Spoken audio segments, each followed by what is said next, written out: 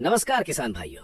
क्या आप जानते हैं कि गेहूं की 1 एकड़ फसल में अगर हम 25 से 30 क्विंटल की बम्पर पैदावार लेना चाहते हैं तो पौधे को अपने जीवन चक्र में कम से कम 16 प्रकार के पोषक तत्वों की आवश्यकता होती है। लेकिन हम और आप मुश्किल से 3 या 4 तत्व ही डालते हैं। हमारे देश में 99% किसान भाई वही पारंपरिक खेती कर रहे हैं जहाँ 1 कट्टा डीएपी और 2 कट्टा यूरिया को ही खेती का ब्रह्मास्त्र मान लिया गया है।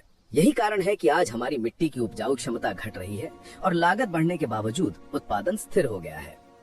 अगर आप जानना चाहते हैं कि कृषि विश्वविद्यालय के वैज्ञानिक और 30 क्विंटल प्रति एकड़ पैदावार लेने वाले प्रगतिशील किसान अपनी फसल में बेसल डोज से लेकर दाना भरने तक किस दिन कितनी मात्रा में और कौन सा खाद डालते हैं, तो ये वीडियो आपके खेती के तरीके को हमेशा के लिए बदल देगा।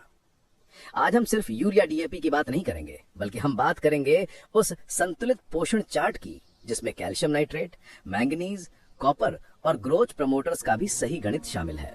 स्वागत है आपका हमारे चैनल पर, जहां हम हवाई बातें नहीं बल्कि ठोस कृषि विज्ञान की बात करते हैं। वीडियो की गहराई में जाने से पहले और गेहूं का मास्टर प्लान समझने से पहले मेरी आपसे विनती है कि इस वीडियो को अभी लाइक करें और चैनल को सब्सक्राइब कर लें, क्योंकि ऐसी बारीकी से रिसर्च की गई जानकारी आपको हर जगह नहीं मिलेगी। अब पेन और डायरी उठा लीजिए और नोट कीजिए, लेकिन उससे पहले कमेंट बॉक्स में एक बहुत ही महत्वपूर्ण सवाल का जवाब दीजिए। क्या आपने कभी अपने गेहूं के खेत में मैंगनीज सल्फेट का प्रयोग किया है? हाँ या ना में जवाब लिखें, क्योंकि गेहूं में पीलापन और पैदावार घटने का यह एक बहुत बड़ा छुपा हुआ कारण है जिस पर हम आगे विस्तार से बात करेंगे। किसान भाइयों, सबसे पहले शुरुआत करते हैं बेसल डोज यानी बिजाई के समय दिए जाने वाले खाद से। ये फसल की नींव है। यहाँ हमारे पास 3 विकल्प होते हैं और आपको अपनी मिट्टी और बजट के हिसाब से चुनना है। सबसे बेस्ट और वैज्ञानिक फॉर्मूला प्रति एकड़ जो है उसे नोट करें। अगर आप डीएपी का उपयोग कर रहे हैं तो आपको 1 एकड़ में 50 किलोग्राम डीएपी लेना है। लेकिन ध्यान रहे, डीएपी में केवल नाइट्रोजन और फास्फोरस है, पोटाश नहीं। गेहूं के तने की मजबूती और दाने की चमक के लिए पोटाश अनिवार्य है, इसलिए इसके साथ 30 से 35 किलोग्राम म्यूरेट ऑफ पोटाश जरूर मिलाएं। इसके साथ ही बहुत से किसान बुआई में यूरिया नहीं डालते, जो गलत है। डीएपी का नाइट्रोजन धीरे काम करता है, इसलिए पौधे को शुरुआती स्टार्ट देने के लिए 20 किलोग्राम यूरिया बिजाई के समय ही डालना चाहिए। तो फॉर्मूला नंबर 1 हुआ 50 kilo DAP plus 35 kilo potash plus 20 kilo urea. लेकिन अगर आप डीएपी की जगह एनपीके 12-32-16 का इस्तेमाल करते हैं तो आपको 75 किलोग्राम एनपीके लेना है। इसमें आपको अलग से यूरिया डालने की जरूरत नहीं है, लेकिन पोटाश की मात्रा थोड़ी कम होती है, इसलिए 15-20 किलो पोटाश अलग से मिला लें। बेसल डोज में एक और चीज है जो 90% किसान छोड़ देते हैं, और वो है माइकोराइजा। ये एक लाभकारी फफूंद है। अगर आप बिजाई के समय 4 से 5 किलो अच्छी क्वालिटी का माइकोराइजा खाद में मिलाकर डालते हैं तो ये जड़ों को इतना फैला देता है कि पौधा दूर दूर से पोषक तत्व खींच लेता है। तो अपनी बेसल डोज में डीएपी या एनपीके और पोटाश के साथ माइकोराइजा को भी शामिल करें। ये जमीन के नीचे का नेटवर्क तैयार करेगा। अब आते हैं सबसे महत्वपूर्ण पड़ाव पर, पहली सिंचाई, जिसे हम CRI स्टेज कहते हैं। यह बुआई के 21 से 25 दिन बाद आती है। यह वह समय है जब आपको पोषक तत्वों का कॉकटेल तैयार करना है। यहाँ पर आपको प्रति एकड़ 45 किलोग्राम यूरिया लेना है। यूरिया के साथ आपको मिलाना है जिंक। ध्यान रहे, यहाँ आपको जिंक सल्फेट 33% मोनोहाइड्रेट का इस्तेमाल करना है, जिसकी मात्रा 6 से 7 किलोग्राम प्रति एकड़ होनी चाहिए। 33% वाला जिंक इसलिए बेहतर है क्योंकि इसमें 15% सल्फर भी होता है। अगर आप 21% वाला जिंक डालते हैं तो आपको 10 किलो डालना पड़ेगा। इसके साथ आपको अलग से 3 से 4 किलोग्राम सल्फर, 90% WDG या बेंटोनाइट मिलाना अनिवार्य है।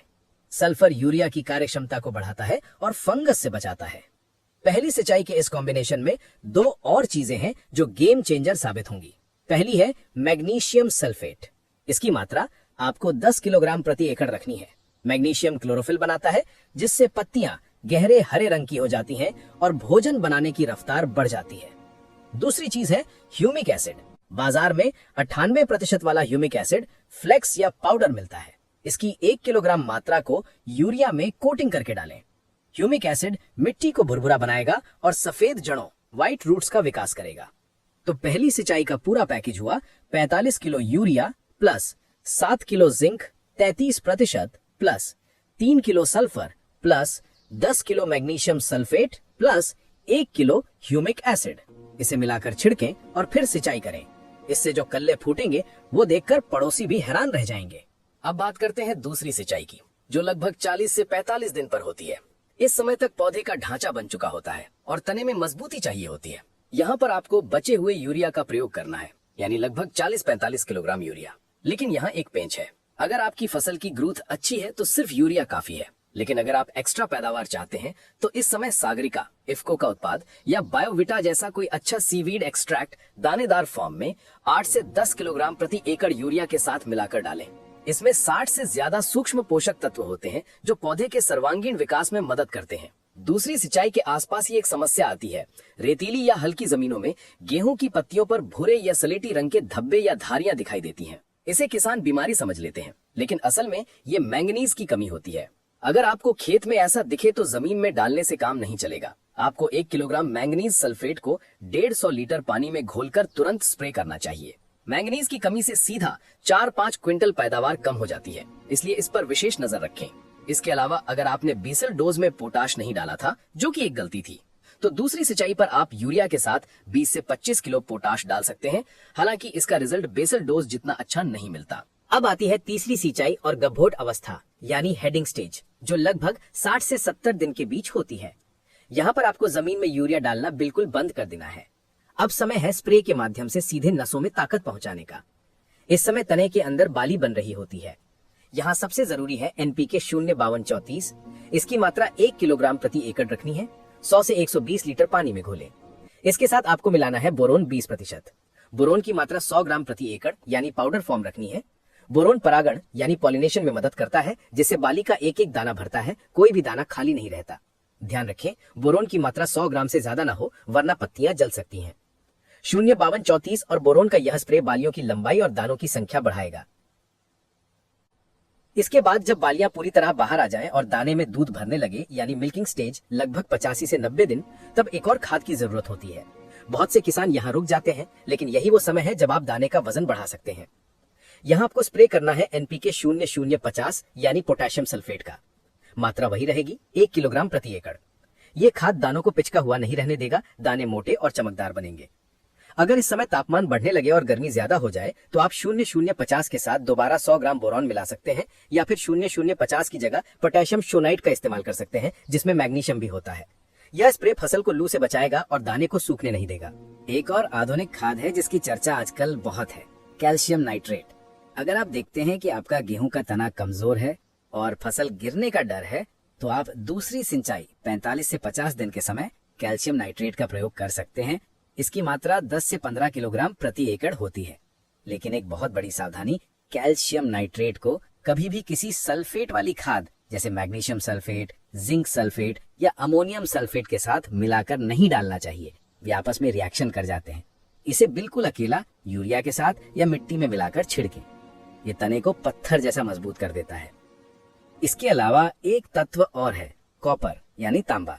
कई बार गेहूं की पत्तियों की नोक ऊपर से सूखने लगती है और मुड़ जाती है जैसे चाबुक हो। ये कॉपर की कमी है। अगर ऐसा दिखे तो 500 ग्राम कॉपर ऑक्सीक्लोराइड या चेलेटेड कॉपर का स्प्रे किया जा सकता है। लेकिन आमतौर पर अगर आप ऊपर बताए गए जिंक, मैंगनीज और मैग्नीशियम का शेड्यूल फॉलो करते हैं तो कॉपर की दिक्कत कम ही आती है। अगर आप स्प्रे करने में सक्षम हैं तो बाजार में मिक्स माइक्रो न्यूट्रिएंट के पैकेट मिलते हैं, जिनमें zinc, iron, copper, manganese, boron सब मिक्स होता है। गभोट अवस्था से पहले 40-50 दिन पर एक स्प्रे इसका कर देने से छोटे मोटे सभी तत्वों की कमी पूरी हो जाती है। तो चलिए एक बार संक्षेप में फाइनल शेड्यूल को रिवाइज कर लेते हैं। बुआई यानी basal 50 kilo DAP, 35 kilo potash, 20 kilo urea, 5 kilo mycorrhiza. पहली सिंचाई 21 से 25 दिन पर 45 kilo urea, 7 kilo zinc 33%, 3 kilo sulphur 90%, 10 kilo magnesium sulphate, 1 kilo humic acid. दूसरी सिंचाई 40 से 45 दिन पर 40 से 45 kilo urea plus 10 kilo Sagarika growth promoter. अगर कमजोर तना हो तो अलग से कैल्शियम नाइट्रेट। तीसरी सिंचाई या गभोट 60 से 70 दिन पर स्प्रे करें एनपीके 05234 1 किलो प्लस बोरोन 20% 100 ग्राम। दुग्धावस्था 85 से 90 दिन पर स्प्रे करें एनपीके 0050 1 किलो। किसान भाइयों, खेती में संतुलन ही सफलता की कुंजी है। न कम डालना है, न जरूरत से ज्यादा डालना है। ऊपर बताया गया चार्ट एक आदर्श वैज्ञानिक चार्ट है जिसे लाखों किसानों ने अपनाया है और रिकॉर्ड उत्पादन प्राप्त किया है। अगर आप इस बार इस तरीके से खाद प्रबंधन करेंगे तो मैं दावे के साथ कह सकता हूं कि आपकी फसल इलाके में सबसे अलग और शानदार खड़ी होगी। याद रखिए, मैंगनीज की कमी पर नजर रखना और पहली सिंचाई पर खादों का सही मिश्रण बनाना ही आपकी जीत है। उम्मीद है ये विस्तृत जानकारी आपके बहुत काम आएगी। इतनी गहराई से रिसर्च करके स्क्रिप्ट तैयार करने में बहुत मेहनत लगती है, इसलिए अगर आपको ये जानकारी पसंद आई हो तो वीडियो को लाइक जरूर करें। आपका एक लाइक हमारा हौसला बढ़ाता है। अगर आपके खेत में कोई विशेष समस्या है या आप किसी और